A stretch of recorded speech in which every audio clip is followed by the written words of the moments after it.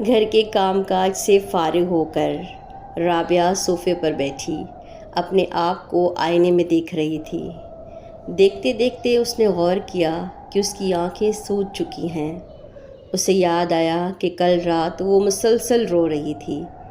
یہ رونے کی وجہ اس کا شوہر نہیں بلکہ اس کے گھر والے تھے۔ یہ کہانی ہے ایک ہاؤس وائف کی، میری، آپ کی اور دنیا میں ہزاروں ایسی عورتوں کی جو گھروں میں خدمتیں کرتی ہیں لیکن اس کے باوجود بھی ان کو صلہ نہیں ملتا۔ یہ کہانی ہے ایک رابعہ کی۔ رابعہ ایک بہت ہی اچھی بیوی اور بہت ہی اچھی بہو تھی۔ صبح سے لے کے شام تک اس کا ایک ہی کام بڑوں کی خدمت کرنا، ساس سسر کی خدمت کرنا اور اپنے بچوں کی دیکھ بھال کرنا، اور اس کے باوجود بھی وہ اپنے لیے ٹائم نکال کر محنت مزدوری کرتی تھی۔ اپنی ذات کے لیے اس کے پاس وقت ہی نہیں تھا۔ کبھی اس نے غور نہیں کیا کہ وہ عمر کی کس تہہ تک پہنچ چکی ہے۔ آئینے میں دیکھتے دیکھتے اسے گزرے وقت کا خیال آیا۔ رابعہ صبح صبح اٹھی، مما میرا ناشتہ کہاں ہے؟ میرا بیگ کہاں ہے؟ میرا یونیفارم کہاں ہے؟ مجھے لیٹ ہو رہا ہے۔ یہ آوازیں دینے لگیں۔ فوراً اس نے دیکھا کہ ٹیبل پر اس کا ناشتہ بھی ریڈی ہے، اس کا یونیفارم بھی پریس ہو چکا ہے، ہر چیز تیار ہے۔ اس کے بابا اس کو اسکول ڈراپ کرنے کے لیے گاڑی میں انتظار کر رہے ہیں۔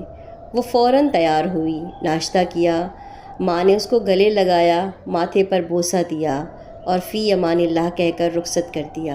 اسکول میں جا کر ایک اچھی بچیوں کی طرح پڑھائی کی اور دنیا کی ہر نعمت ماں باپ نے اس کے قدموں میں رکھ دی۔ وقت گزرتے گزرتے جب وہ بڑی ہوئی، اس کی پڑھائی مکمل ہوئی تو والدین نے ایک اچھے اور نیک گھرانے میں اس کی شادی کر دی۔ اس کا شوہر ایک کپڑے کی دکان میں کام کرتا تھا۔ اس کی تنخواہ 20,000 تھی، لیکن گھرانہ بہت نیک تھا۔ اس کی ساس نیک تھی، اس کا شوہر نیک تھا۔ نیک ہونے کی وجہ سے اس کے والدین نے اس کے گھر میں اس کی رخصتی کر دی، یہ سوچ کر کہ یہ لوگ اس کا بہت خیال رکھیں گے، یہ دیندار لوگ ہیں، ہماری بیٹی کو ناز و نخروں کی طرح پالیں گے۔ خیر شادی ہو گئی اس کی، وقت گزرتا رہا۔ شروع کے حالات میں تو اس کو بہت نازوں کی طرح رکھا گیا۔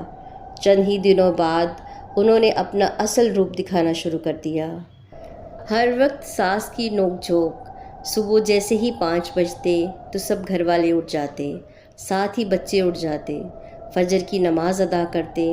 نماز ادا کرتے ہی سب تسبیحات پڑھنے لگ جاتے تو ادھر سے آواز آتی، جلدی کرو، چائے لے کر آؤ، کیا ہو گیا ہے تمہیں؟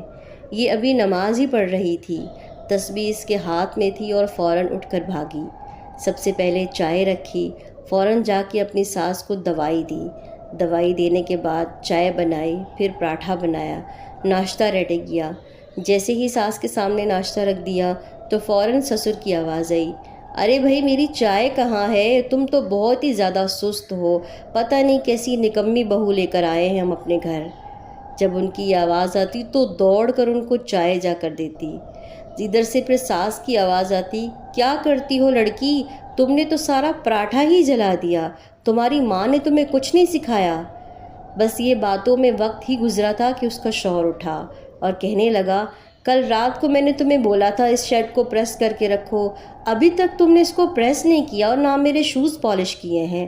فوراً لپکی اور اس کی شرٹ کو پریس کیا، اس کے شوز پالش کیے۔ جب وہ نہا کر نکلا تو وہ سب کچھ ریڈی کر کے رکھا، فوراً کچن کی طرف لپکی اور ناشتہ بنایا۔ اتنی ہی دیر میں 7 بج چکے تھے، بچوں کے اسکول کا ٹائم ہونے لگا۔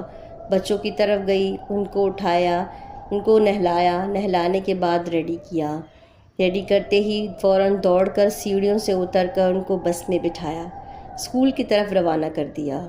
پھر اپنے شوہر کی طرف آئی اور شوہر نے 200 روپے ہاتھ میں تھما کر کہا، یہ آج کا دن کا خرچ ہے، زیادہ فضول خرچیاں مت کرنا، سارا دن تو تم گل چھلے اڑاتی رہتی ہو اور سوتی رہتی ہو، اور تو تمہیں کوئی کام ہی نہیں ہے، نہ تم گھر کا خیال رکھتی ہو اور نہ ہی میرے ماں باپ کا۔ یہ 200 روپے دے رہا ہوں، اس میں کھانا بھی بنا لینا اور جو پیسے بچ جائیں ان کو سیو بھی کر لینا، ان کو اڑا مت دینا۔ وہ خاموشی سے ان 200 روپے کو اپنے ہاتھ میں دبائے ہوئے خاموش رہی۔ سب کچھ برداشت کرتی رہی۔ اس کا شوہر آفس کے لیے چلا گیا۔ صبح 5 بجے سے لے کر دن کے 11 بج چکے تھے، لیکن ابھی تک اس نے ایک پانی کا سپ نہیں پیا تھا۔ فوراً اس نے بچوں کا بچا ہوا پراٹھا، ٹھنڈا پراٹھا اور ساتھ میں تھوڑی سی چائے اور ناشتہ کرنے لگی، اور اسے یاد آیا کہ اس کی والدہ کس طرح سے توے سے گرم گرم پراٹھا اس کے لیے حاضر کرتی تھی، اور ساتھ میں چائے۔ جب وہ کہتی تھی امی اس میں چینی بہت کم ہے، تھوڑی اور ڈال دیجئے، فوراً لا کے اس کی ماں اس کی چینی میں چائے ڈالتی، اور اس کے والد آ کر اس کے سر پہ ہاتھ رکھتے۔ رابعہ بیٹا، ناشتہ اچھے سے کیا کرو، کل تمہارا برتھ ڈے بھی ہے، ہم لوگوں نے تمہارے لیے سرپرائز رکھا ہے۔ جب وہ ایسے لفظ سنتی تو باپ کے گلے لگ جاتی۔ والدین کی وہ باتیں یاد کر کے اس کی آنکھوں سے آنسو بہنے لگتے۔ خیر، ناشتہ کر ہی رہی تھی کہ فوراً دیکھا تو 11:30 ہو گئے۔ یادوں میں کھوئے ہوئے ٹائم کا پتہ ہی نہ چلا۔ فوراً اٹھی اور گھر کے کام کاج کیے۔ کرتے کراتے ظہر کا وقت ہو گیا۔ وضو کیا اور نماز کے لیے کھڑی ہو گئی۔ جب نماز کے لیے کھڑی ہوئی تو مسلسل اس کی آنکھوں سے آنسو بہہ رہے تھے کہ پروردگار، تو جانتا ہے کہ میں دن رات ان کی خدمت کرتی ہوں، پھر بھی ان کے دل میں میرے لیے محبت نہیں ہے، لیکن میں یہ جانتی ہوں کہ یہ لوگ چاہے مجھ سے محبت کریں یا نہ کریں تو مجھ سے بہت محبت کرتا ہے۔ میں یہ جانتی ہوں کہ آج تھوڑی سی تکلیف ہے تو کل میرے لیے آسانیاں پیدا ہو جائیں گی۔ اگر میں سب کچھ برداشت کروں گی تو آنے والا وقت میرے لیے بہت ہی حسین ہوگا۔ یہ دنیا تو فانی ہے، نہ جانے کب ختم ہو جائے گی۔ اگلی ابدی دنیا میرے لیے سکون کا باعث بنے گی۔ اے میرے پیارے پروردگار، تو مجھے حوصلہ دے، ہمت دے اور میرے وقت میں برکت دے کہ میں یہ سب کچھ فیس کر سکوں اور زندگی آسانی اور شکر کے ساتھ گزاروں۔ یہ لفظ کہتے ہوئے، یہ دعائیں مانگتے ہوئے اس کے آنسو بہہ رہے تھے۔ اس نے نماز کو مکمل کیا، پھر کپڑے دھونا شروع کیے، پھر استری کرنا شروع کیے۔ سارے گھر کے کام کاج کرتے کرتے شام کا وقت ہو گیا۔ اس کے شوہر کے آنے کا وقت ہوا تو خود کو نئے لباس میں اوڑھا، بال بنائے، لپسٹک لگائی، خود صاف ستھری ہو کر سج دھج کر اپنے شوہر کا استقبال کیا۔ جب اس کے شوہر نے اس کو دیکھا تو بے ساختہ اس کے منہ سے نکلا، ماشاءاللہ۔ یہ تھی میری، آپ کی اور ہر عورت کی کہانی۔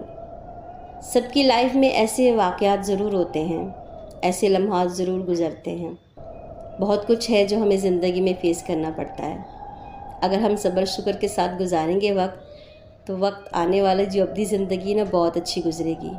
اگر چیخ چاخ کے، زبان درازیاں کر کے، گالی گلوچ کر کے وقت گزاریں گے تو اب بھی وقت گزر ہی جائے گا، ٹھہرے گا نہیں، لیکن حاصل کچھ بھی نہیں ہوگا۔ نہ کچھ دنیا میں حاصل ہوگا اور نہ کچھ آخرت میں حاصل ہوگا۔ اگر صبر کریں گے تو آخرت میں انعامات ہی انعامات ہوں گے۔ دنیا میں آپ کی کوئی ویلیو یا کوئی اوقات نہیں تھی، دنیا میں آپ کو کوئی نہیں جانتا تھا۔ محشر کے دن آپ جب تخت پہ بیٹھی ہوں گی، سر پہ تاج ہوگا، تو لوگ ایڑیاں اٹھا اٹھا کے آپ کو دیکھیں گے کہ یہ وہی عورت ہے جس کا یہ مقام ہے، یہ یہاں پہنچ گئی۔ تو اللہ ہمیں صبر کرنے کی توفیق عطا فرمائے۔ اور سلوٹ ہے ایسی عورتوں کو، ایسی ماؤں کو، ایسی بہنوں کو جو یہ سب کچھ کر کے بھی صبر اور شکر کی زندگی گزارتی ہیں۔ اللہ پاک آپ سب کو اپنے حفظ و امان میں رکھے، اللہ آپ سے راضی ہو اور آپ کے لیے اور میرے لیے اور سب کے لیے آسانیاں پیدا فرمائے۔ آمین ثم آمین۔